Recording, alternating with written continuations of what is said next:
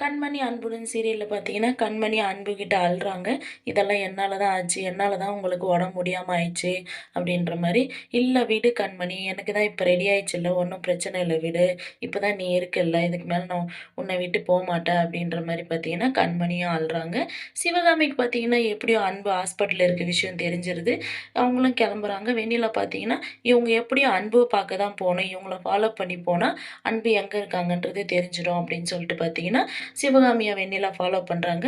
சிவகாமியும் பார்த்தீங்கன்னா, ஹாஸ்பிட்டலுக்கு வந்துடுறாங்க. அன்புவ பார்த்து, "என்னடா ஆச்சு? திரும்பவும் சாப்பிடாம கொள்ளாம நீ உடம்பு இந்த மாரி பண்ணிக்கினியா?" அப்படின்னு சொல்லி கேட்குறாங்க. "இல்லம்மா" அப்படின்ற மாரி சொல்றாங்க.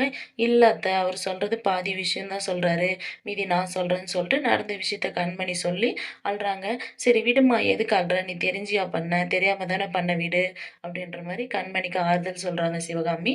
இங்க வெண்ணிலா பார்த்தீங்கன்னா, கண்மணியும் அன்பும் ஒருத்தாள் தான் இருக்காங்களா? அன்பு ஹாஸ்பிட்டல்ல இருக்கிறத எப்படியாச்சும் பாட்டிக்கு சொல்லணுமே அப்படின்னு சொல்லிட்டு பார்த்தீங்கன்னா, வெண்ணிலா பாட்டிக்கு சொல்றாங்க.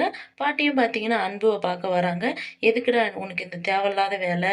ஏற்கனவே இவளால தான் நீ சாப்பிடாம கொள்ளாம உடம்பு முடியாம ஆச்சு. திரும்பவும் அதே மாரி பண்ணிக்கினியா? வா நம்ம வீட்டுக்கு போலாம்." அப்படின்னு சொல்லி கூப்பிடுறாங்க. "இல்ல இதுவரைக்கும் நான் கண்மணி கூட இல்ல. ரெஸ்டாரண்ட்ல ஒண்ணா தான் வேலை பார்த்தோம். இதுக்கு மேல நான் கண்மணி கூட தான் இருக்க போறேன்." அப்படின்னு சொல்லிட்டு ஸ்ட்ரிக்ட்டா பாட்டிக்கிட்ட சொல்லிர்றாங்க. பாட்டியும் பார்த்தீங்கன்னா, கோச்சிக்கின்னு வீட்டுக்கு கிளம்பிர்றாங்க.